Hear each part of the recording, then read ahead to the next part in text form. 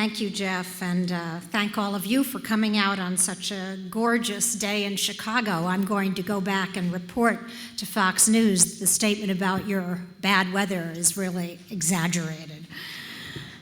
In 2005, I decided to spend the summer at the Alexandria Detention Center outside of Washington. I could tell you that I went for the food and that I was misled.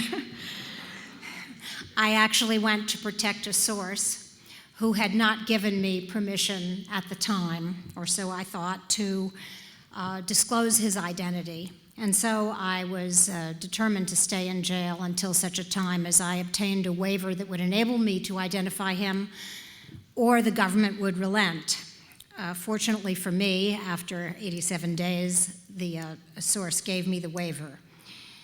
But I learned a lot about jail, and I learned a lot about journalism, and I became even more of a fanatic about the need to protect sources.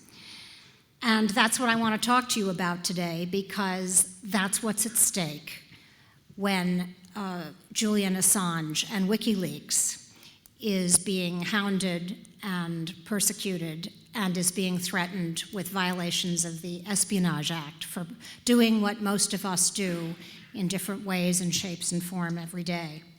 And I just want to talk a little bit about the climate in which journalists are now operating, because I think it's important to understand why I feel as strongly as I do about a man whom I find personally odious and creepy.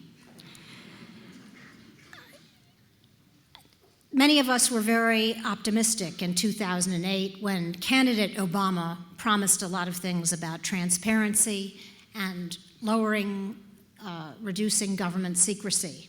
Unfortunately, and perhaps it comes with the job and the territory, President Obama has continued a trend that has dramatically increased government secrecy, even from the previous administration.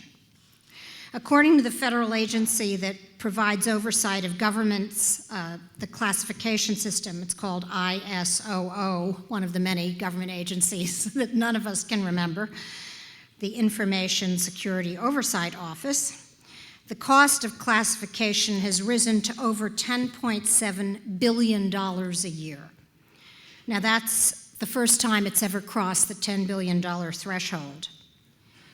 But it's because we are now classifying so many government decisions that used to be unclassified. The classification of decisions, there were approximately 224,000 in 2010, which is a 22% increase over 2009. Freedom of Information Act requests are also up in response to growing government secrecy. There was more than 500,000 in 2010. But once again, that was 40,000 more than there were in 2009. But once again, the bureaucracy, our government bureaucracy, responded with 12,400 fewer requests. So you actually have more requests being made and fewer of them being dealt with. It gets worse. This administration has invoked state secrets privilege more than any other president in modern times. That's more than President Bush.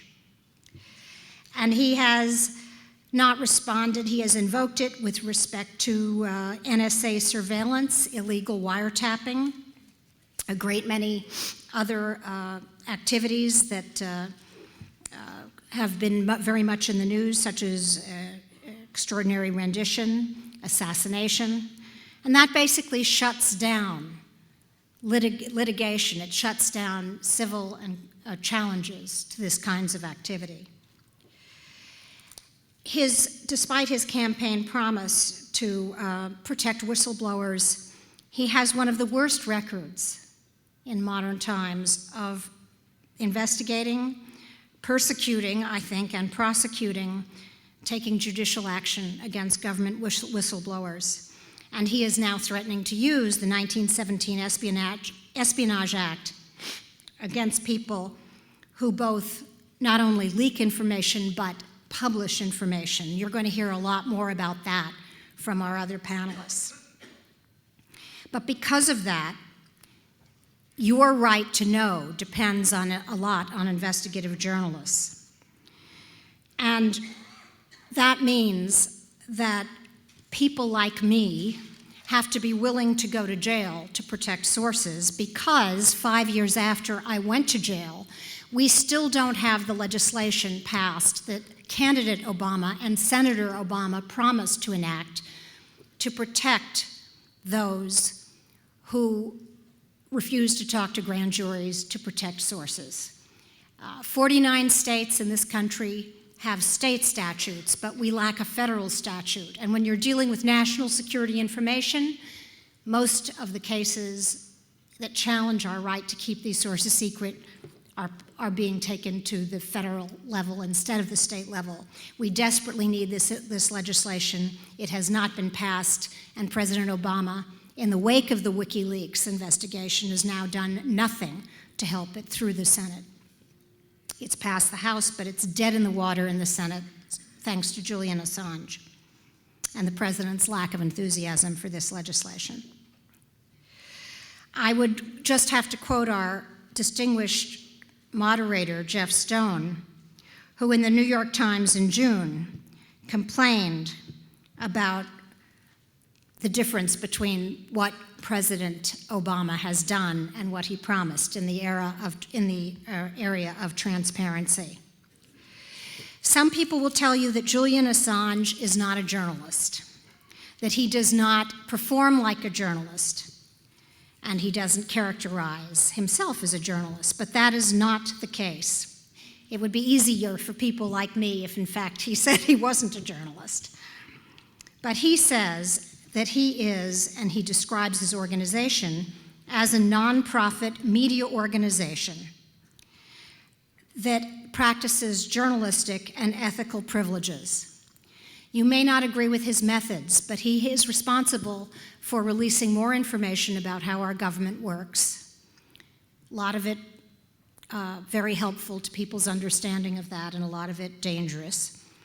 Than any other single journalist organization in the country. And the fact of the matter is, almost every major publication in this country cooperated with him in one way or another to help him get this information out. So if he is vulnerable, we are all vulnerable. And if he can be taken to court and arrested for violation of the Espionage Act when he is not even an American citizen, then I would argue that no American journalist is safe. I would prefer to think of him as another category of journalist, but that's not possible in an internet age. And the First Amendment, after all, was enacted to protect not big, rich, powerful organizations that can afford to fight legal cases like mine, but the lone pamphleteer.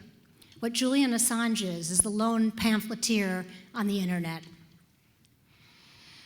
So here we are, kind of stuck. Bill Keller, the former executive editor of the New York Times, said that it was hard to conceive of a prosecution against Julian Assange that wouldn't enable a stretching of the law that could be used against the New York Times as well. Think about what we know and how we know it, whether it's through Bob Woodward and his amazing books that are filled with classified information, or my humble efforts to inform Americans about biological weapons and the secret research that our country did for years. None of this information would be available unless somebody decided that they had to talk about classified information.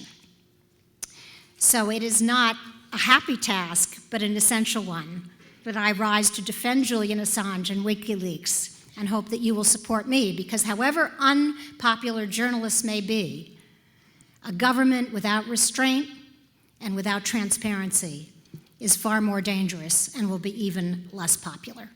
Thank you very much.